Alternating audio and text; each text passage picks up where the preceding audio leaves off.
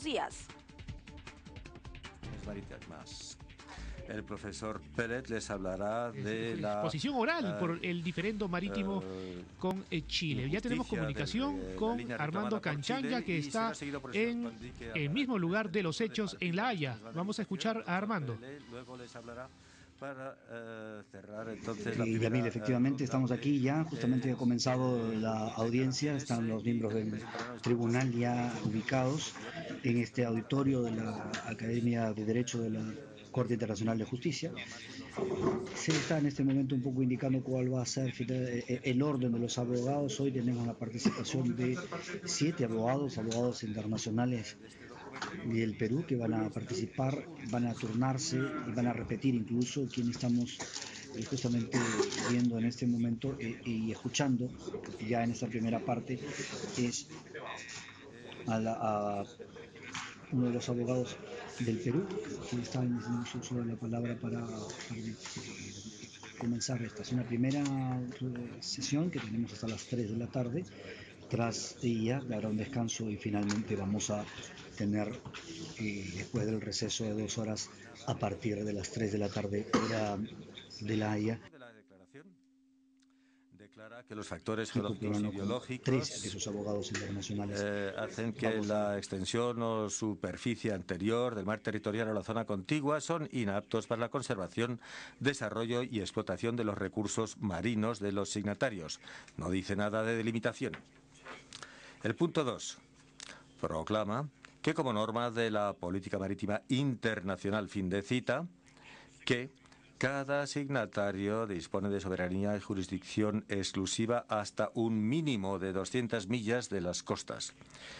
Verán ustedes que esta es una declaración de política marítima y que las 200 millas son una distancia mínima. En 1952 se contemplaba que la distancia podría ser extendida más allá de las 200 millas, sin embargo esto no transcurrió.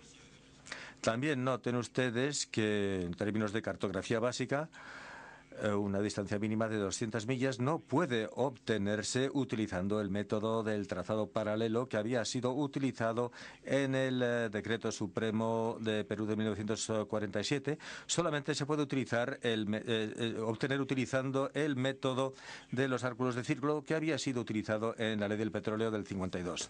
Sin embargo, no se dice nada en el punto 2 sobre la delimitación. El punto 3 dice que la jurisdicción y soberanía exclusivos se extienden también al fondo marino, al subsuelo y a la columna de agua. Tampoco pone nada aquí de la delimitación. El punto 4 consiste de 2 frases. Ambas tratan de los derechos marítimos correspondientes a las islas y no pone nada aquí sobre la delimitación. Y luego volveré a este punto 4 dentro de unos instantes. El punto 5 dice que la delimitación no impide el derecho de paso inocente y tampoco dice nada sobre la delimitación. Y luego el punto 6 dice que los principios contenidos en la declaración se aplicarán en acuerdos ulteriores o convenios ulteriores y tampoco dice nada ahí sobre la delimitación. Así que son solamente los puntos 2 y 4 que se refieren al derecho marítimo o a los derechos territoriales marítimos, pero ninguno de los dos habla de las limitaciones marítimas entre estados. Y el punto 4 trata solamente con las zonas marítimas de las islas. Las 2 frases del punto 4 forman párrafos separados en el texto español. La primera de esas frases indica que las islas dan lugar a zonas de 200 millas en torno a su circunferencia costera. Así que no es solamente la parte occidental de la isla orientada hacia no orientada hacia la tierra firme que da lugar a esta zona. Y esto es particularmente importante, sobre todo para Ecuador, pero no tiene pertinencia para la definición de las delimitaciones marítimas. La segunda frase no se aplica a todas las islas. Se aplica tan solo a aquellas islas, y cito, que están situadas a menos de 200 millas náuticas de la zona general marítima, fin de cita, de otro estado.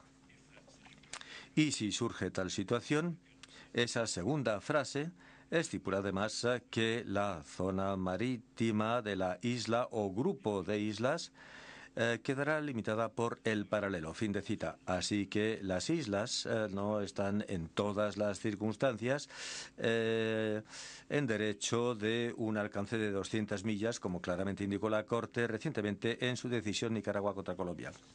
Así que ese punto 4 trata de los derechos marítimos correspondientes a las islas. Y lo puede leer cuantas veces que quiera, no se puede encontrar en ello nada más. La Declaración de Santiago, como dijeron claramente los signatarios en el punto 2, se concibió como una declaración colectiva de política marítima dirigida a estados terceros y no como tratado, y aún menos como tratado de delimitación marítima. Trataba principalmente de los derechos en respecto a los recursos marítimos y no trataba de las delimitaciones marítimas laterales. Chile no puede negar el hecho de que aquí no figura el menor acuerdo acerca de la trayectoria de las delimitaciones marítimas internacionales entre estados signatarios. Permítanme ahora describirles el tipo de trabajo que los autores de la Declaración de Santiago trataron de realizar. El telón de fondo se describe en el capítulo 4 de nuestro memorial y en el capítulo 3 de nuestra réplica. La tentación de interpretar el trabajo de la Conferencia de Santiago de 1952 según una interpretación anacronística ha de ser evitada, porque lo que es pertinente aquí no son los eventos ulteriores cuyos orígenes quizás puedan trazarse a la conferencia, sino lo que los estados participantes en la conferencia pensaban que estaban haciendo. El profesor Treves les ha explicado el telón de fondo de las declaraciones, proclamaciones Truman, que también son declaraciones de política que tienen que ser luego promulgadas en la legislación. Y también se refirió el profesor Treves acerca de los problemas específicos que afectaban a las poblaciones balleneras y pesqueras en el sureste Pacífico y la preocupación también acerca del impacto con respecto al Convenio Internacional para la Reglamentación de la Caza Ballenera del 46. Sir Michael Wood les ha descrito también las declaraciones peruanas y chilenas acerca de la jurisdicción sobre las aguas contiguas a las costas de estos estados sudamericanos y también les habló de la hostilidad del resto del mundo en respecto a esas pretensiones y ello también de una manera sorprendentemente contraria a la aceptación general de los reclamos de los Estados Unidos, que por supuesto no eran menos innovadores en aquel entonces. Así que tenemos aquí las amenazas a las industrias balleneras y pesqueras en los estados del sureste del Pacífico que surgen del desplazamiento del esfuerzo pesquero de las aguas contiguas a los Estados Unidos hacia las aguas contiguas a Ecuador, Perú y Chile. Y también surgen de la imposición de límites a la caza ballenera.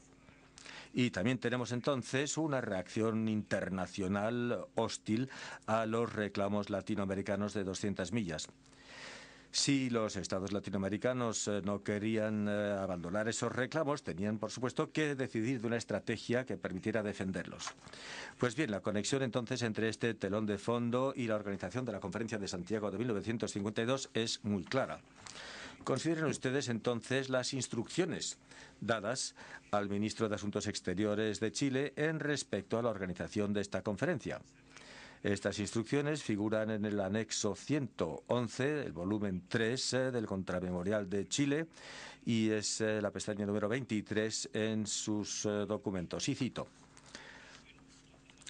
el Gobierno de Chile, convencido de la necesidad de proteger su industria y la existencia de las ballenas en nuestras zonas marítimas, considera que ha llegado el momento de organizar una conferencia en la que Ecuador, Perú y Chile tomen parte para poder estudiar las medidas que se consideren necesarias para modificar las prohibiciones que amenazan las economías de los países antes mencionados, mientras que al mismo tiempo se mantiene en vigor la reglamentación en respecto a la protección de las ballenas para evitar la merma de su población o su extinción en esta parte del continente.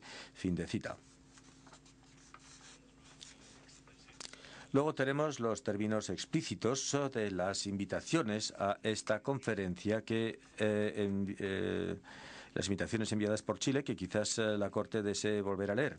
En el anexo 64 de nuestro memorial y en la pestaña 24 de su documentación verán ustedes la invitación por parte de Chile a Perú con fecha del 10 de julio de 1952. Los primeros 3 párrafos dicen que Chile tiene el honor de invitar a Perú a asistir a la celebración de una conferencia orientada a la conclusión de acuerdos en respecto a los problemas que causa la caza ballenera en las aguas del Pacífico Sur y la industrialización de los productos balleneros. Los gobiernos de Perú, Ecuador y Chile participarán en esta conferencia. Todo parece indicar la necesidad de que nuestros países estudien las medidas que han de ser adoptadas en defensa de su industria pesquera, y ello a la luz de los reclamos bien fundamentados de los empresarios de los 3 países y también a la luz de las disposiciones restrictivas del Convenio de Washington de 1946, modificados ulteriormente en los congresos de Londres, Oslo y Ciudad del Cabo. La invitación, pues, es entonces a una conferencia orientada a la conclusión de acuerdos en respecto de los problemas causados por la caza ballenera en las aguas del Pacífico Sur y por la industrialización de los productos balleneros. No se declara ningún otro fin para esta conferencia.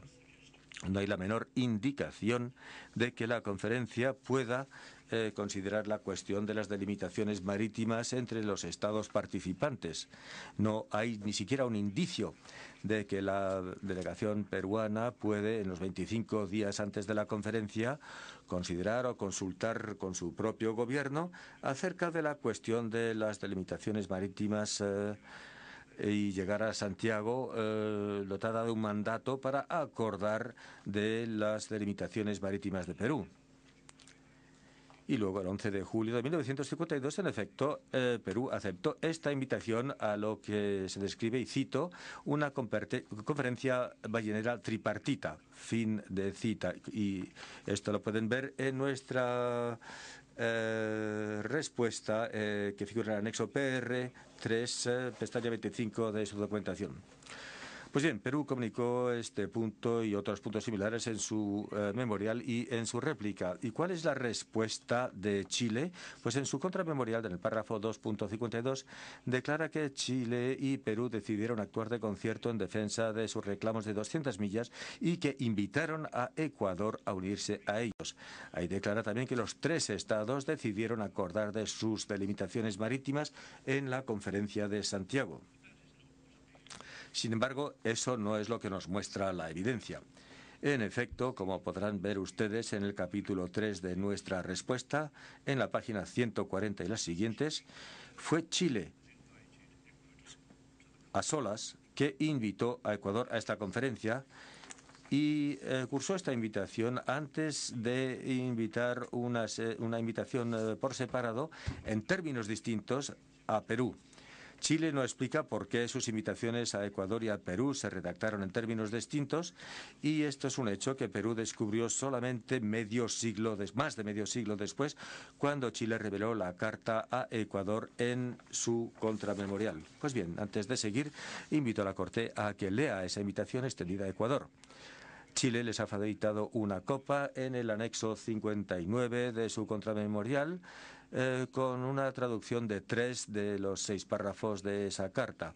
El servicio de traducción de la Corte sin duda le facilitará a la Corte una traducción completa, pero nosotros hemos facilitado nuestra propia traducción conjuntamente con el texto original en la pestaña 26 de su documentación.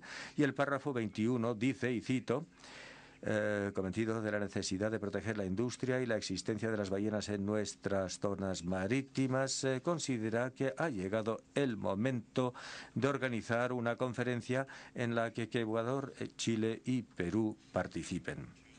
El párrafo 2, entonces, nos indica el propósito de esta reunión a la que doy plena lectura. Y cito: en consecuencia, esta reunión tiene como fin el estudiar las medidas que se consideren necesarias para estudiar las prohibiciones que amenazan las economías de los países antenombrados, establecido por el Convenio de Washington de 1946 y sus modificaciones adoptadas en Londres, Oslo, Ciudad de Cabo y los congresos respectivos ahí celebrados. Esto mientras que se mantienen los dispositivos referidos a la protección de estos cetáceos como medio de evitar su exterminación en esta parte del continente. Fin de cita. Pues queda absolutamente cristalino cuál es el objeto de esta reunión entonces. El estudio de las medidas destinadas a proteger los intereses de los estados participantes en la industria ballenera.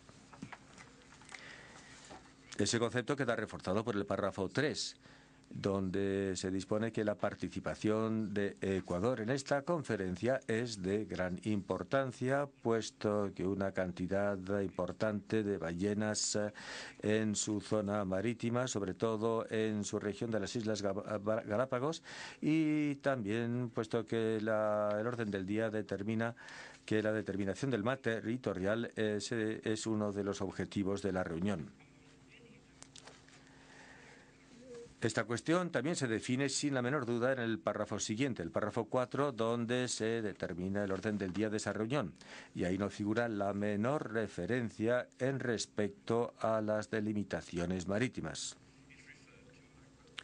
Si nos referimos al párrafo, y cito el pasaje en completo, es 1. Mar territorial, la legalización de las declaraciones de los presidentes de Chile y Perú en respecto a la zona respecto a la soberanía por encima de las 200 millas de las aguas continentales. Segundo, Convención Ballenera Internacional, reglamentación en respecto a la caza costera.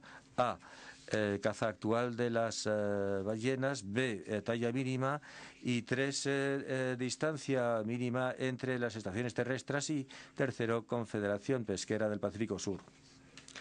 La Corte podrá ver que lo que declaró Chile en 1952, en el momento de cursar sus invitaciones, no corresponde a lo que dice Chile ahora. Queda perfectamente claro que cuando Perú y Ecuador fueron invitados por Chile a la conferencia sobre la caza ballenera en el Pacífico Sur, la invitación se limitaba a eso. La cuestión de las delimitaciones marítimas internacionales no figuraban en el orden del día y es francamente una nueva interpretación de la historia, o de reescribir la historia, al indicar que esta era la intención. Así que esperamos a ver qué es lo que nos dicen nuestros amigos al otro lado del pasillo en respecto a de que Perú estaba siendo invitado a una conferencia destinada a definir las fronteras marítimas. Bien, seguiremos entonces. La organización de la conferencia de 1952 muestra un propósito limitado. Esto queda claro en las actas de la sesión inaugural que se publican en la página web de la Comisión Permanente para el Pacífico Sur y que están en la pestaña 27 de su documentación. Las actas se refieren a la conferencia sobre la explotación y la conservación de los recursos marítimos del Pacífico Sur, que organizó el Gobierno de Chile. No hay la menor indicación aquí, verán ustedes, de un enfoque conjunto por parte de Chile y Perú. Esas mismas actas se refieren a un solo delegado peruano, que era el embajador peruano ante Chile, y sus 4 asesores, y se refiere también a los delegados ecuatorianos, el chargé d'affaires y su colega, conjuntamente con sus 2 homólogos chilenos.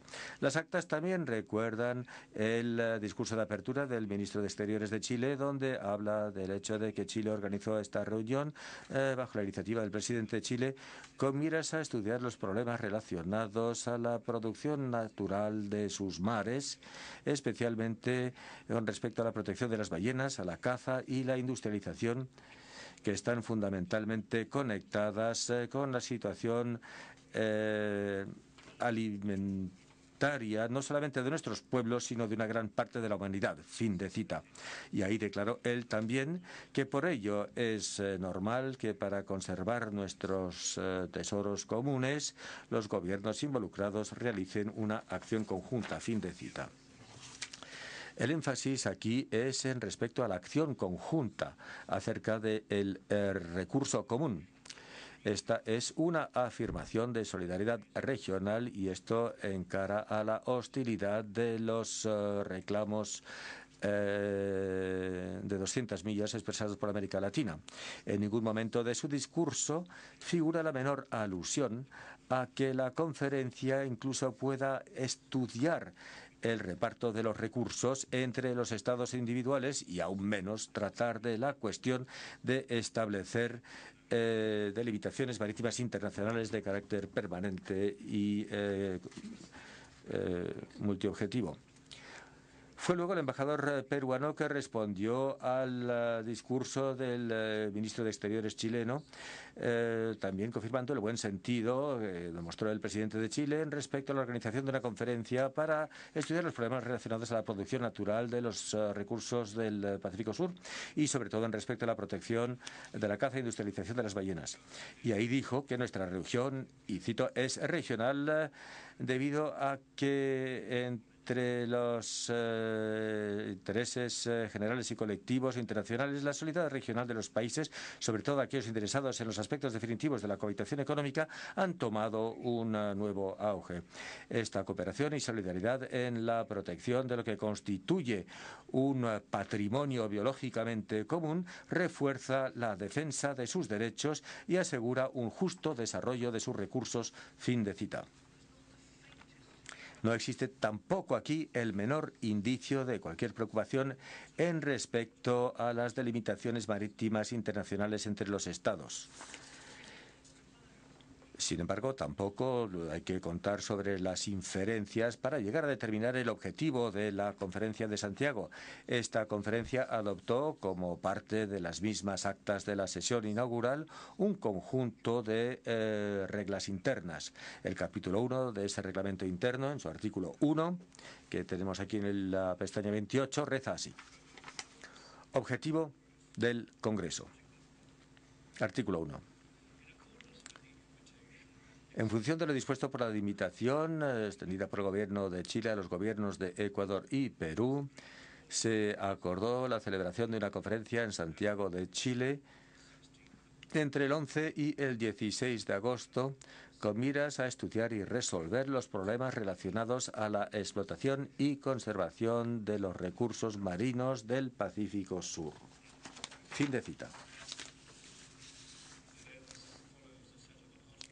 Luego hay toda una serie de artículos cuyo detalle y precisión delimitan los poderes, rangos y deberes de los comités, funcionarios, delegados y asesores, 17 de ellos en total.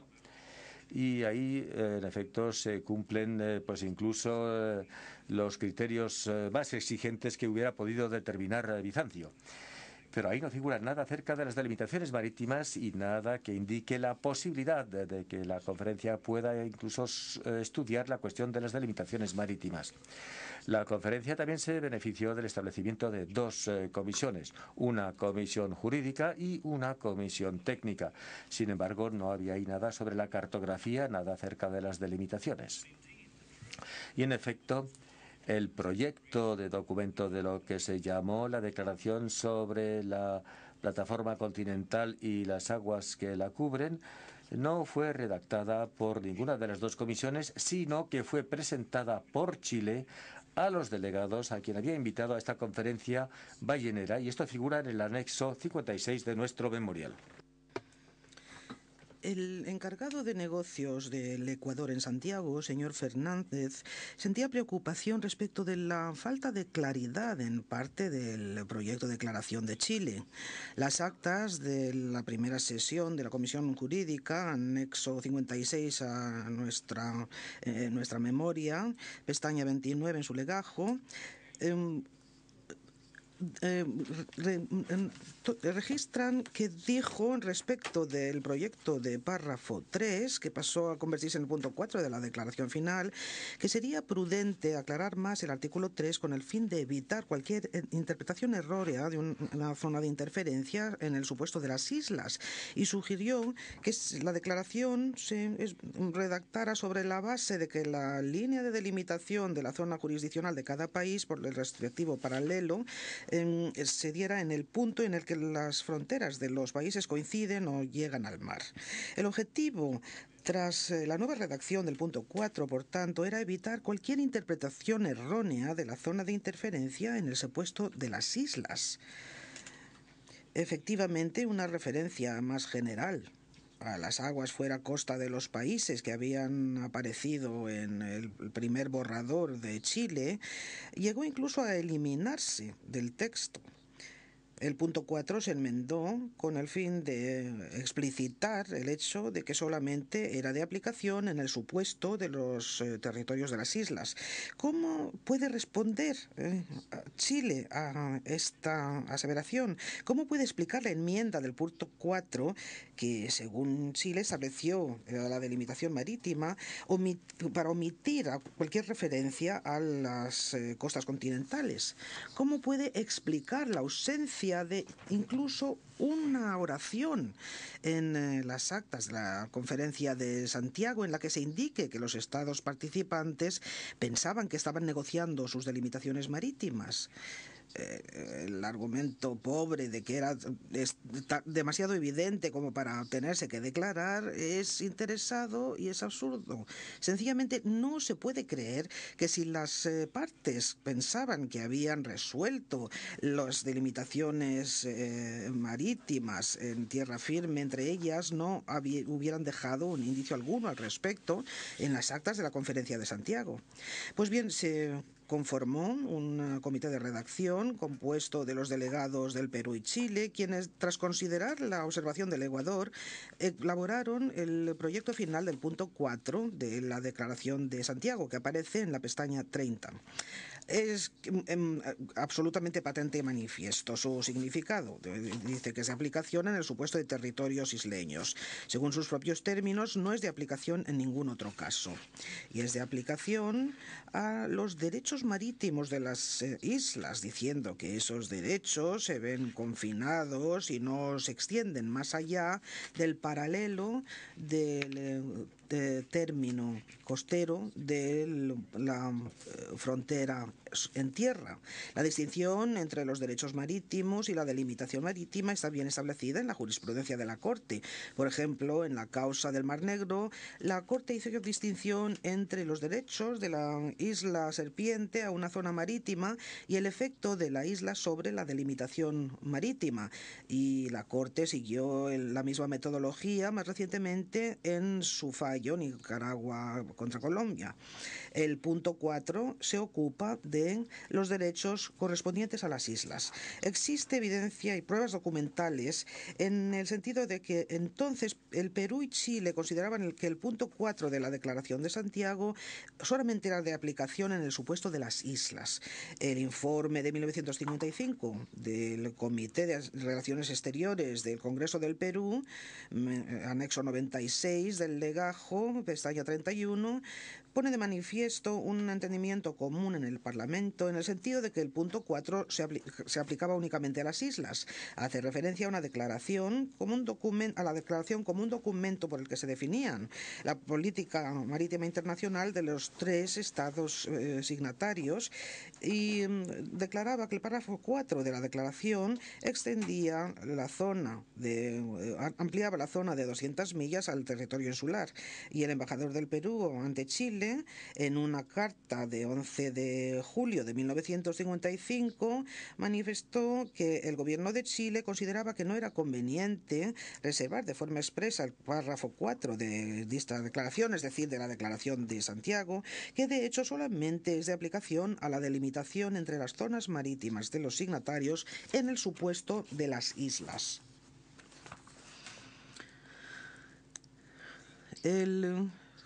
texto aclaratorio del punto 4 resultó de la iniciativa del Ecuador.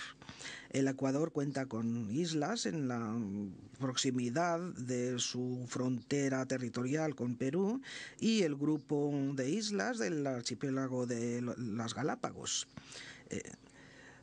Su área combinada asciende a unos 9.500 kilómetros cuadrados y su población combinada asciende a algo más de 25.000 personas. Y la posible zona marítima de 200 millas alrededor de las Galápagos contaba con un área 3 veces el tamaño de la zona marítima generada por la costa del continental del Ecuador. Es fácil ver por qué al Ecuador le preocupaba el asunto de las islas. En su dúplica, párrafo 271, Chile hace referencia a dos pequeñas rocas del Perú y al accidente de Alacrán de Chile, que tiene un área de alrededor de 1/3 de la isla de las Serpientes. Todas estas están inmediatamente adyacentes a la costa. De hecho, Alacrán ya está unida por un paso al continente desde 1967. El significado de todas estas y de otras pequeñas rocas situadas pocos metros de la costa en términos de derechos marítimos y de delimitación son absolutamente descartables. No hay mención alguna en ellas a ellas en las actas de la conferencia de 1952, ni hay razón alguna para suponer que el punto 4 en forma alguna se ocupaba de ellas. El hecho de que Chile ahora se refiera a este punto recarga su posición apremiante. En su contramemoria, Chile admitió que, efectivamente, en un sentido fáctico, las únicas islas afectadas por el artículo 4 de la Declaración de Santiago son del Ecuador, y añadió, aparentemente sin ironía alguna, pero ese es un hecho puramente objetivo. No tiene pertinencia para la interpretación idónea jurídica del artículo 4.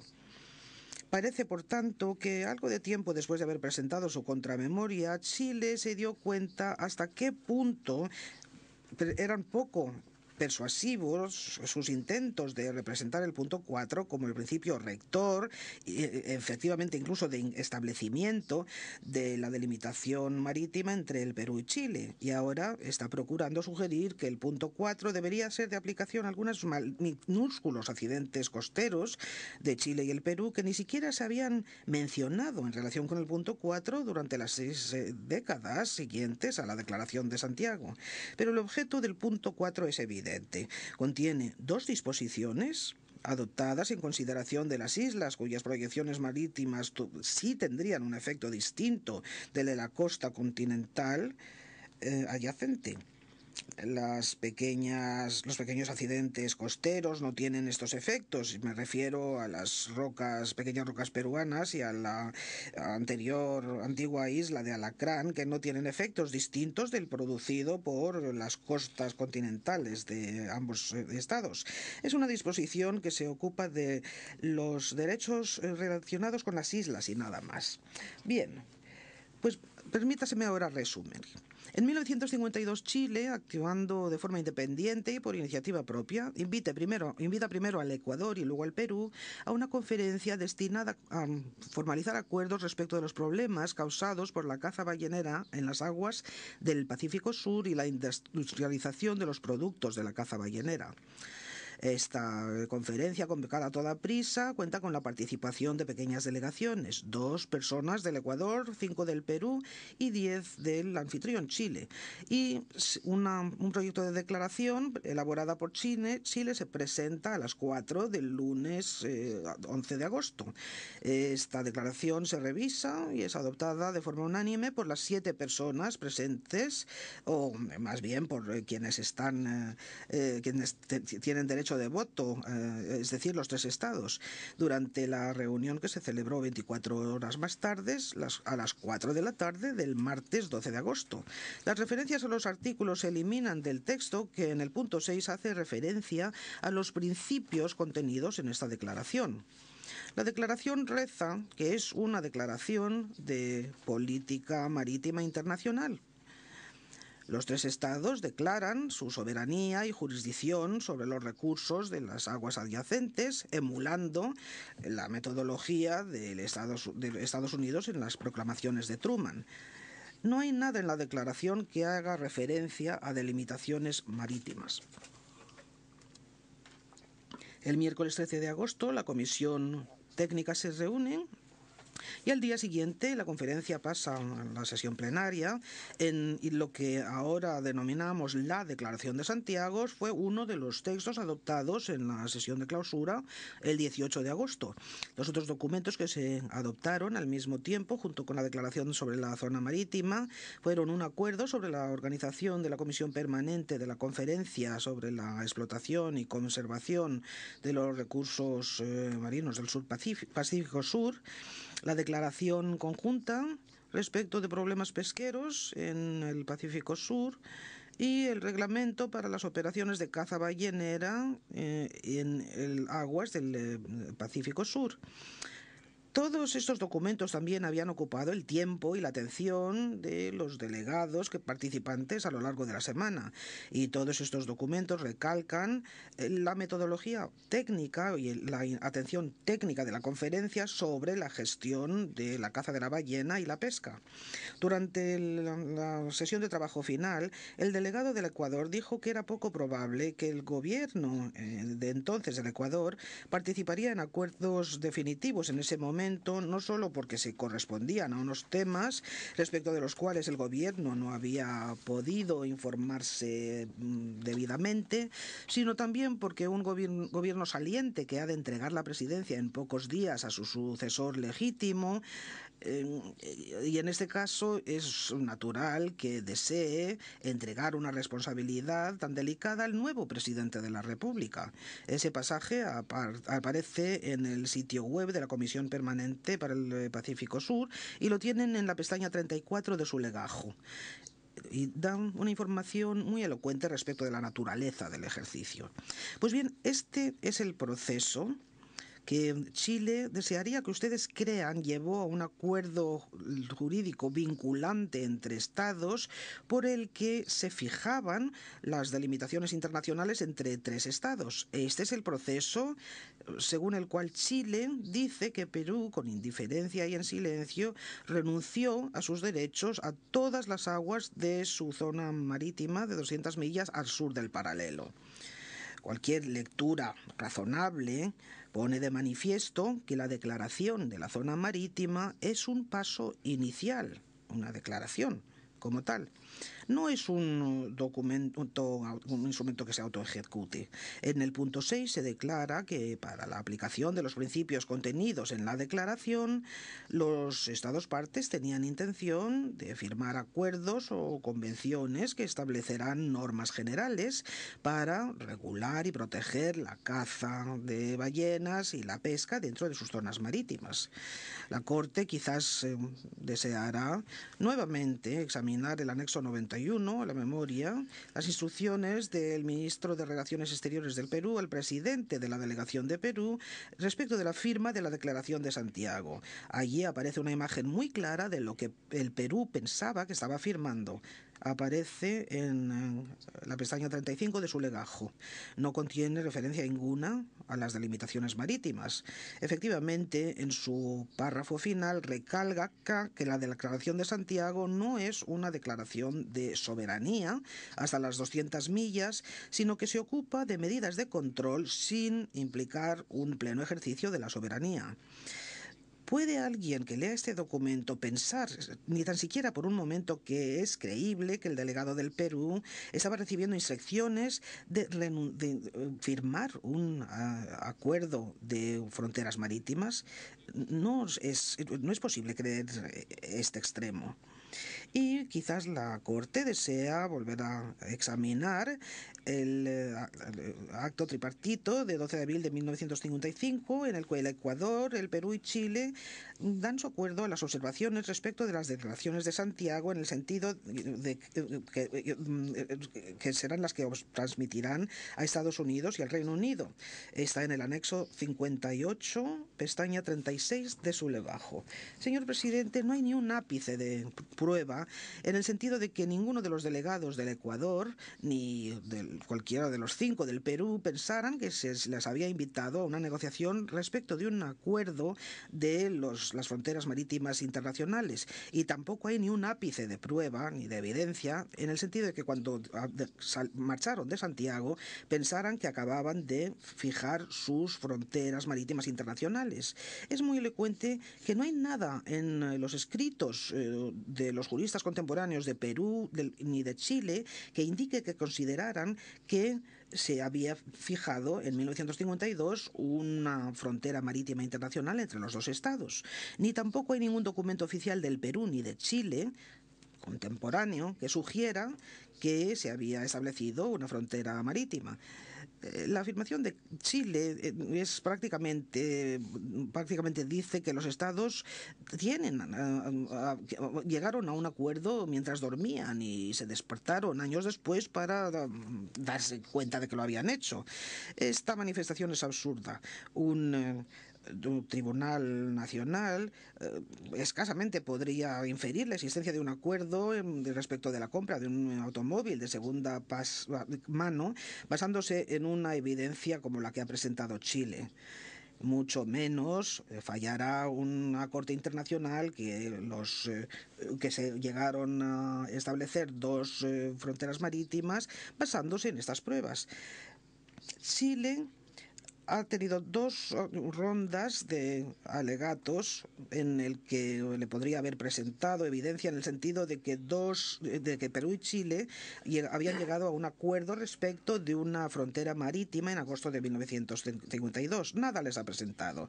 Lo que ha hecho ha sido escarbar en los historiales para hallar todas las referencias a una línea, un paralelo, etcétera, con el fin de dar una imagen con montajes de recortes en el sentido de que los gobiernos de 2 estados soberanos fijaron una frontera marítima internacional entre ellas que llegaba a alta mar a lo largo de 200 millas distantes de la costa. Perú está seguro de que la Corte se seguirá ciñendo a los principios y criterios aplicables en este sentido. Los acuerdos respecto de una frontera marítima internacional no es algo que se alcance de una forma accidental. Hay suficientes fronteras marítimas sin resolver en todo el mundo, entre estados reales, putativos o posibles, para que este asunto que hacen que este asunto es un asunto de gravedad permanente y para que la Corte se adhiera a las normas que ha establecido. Las fronteras son importantes. Si el Estado manifiesta que hay un acuerdo respecto de una frontera, ha de demostrarlo, y Chile no lo ha hecho. Con esto, señor presidente, termino mi parte de mi alegato y le rogaría que tenga bien convocar a Sir Michael Wood. Dice el presidente, Sir Michael Wood, tiene usted la palabra.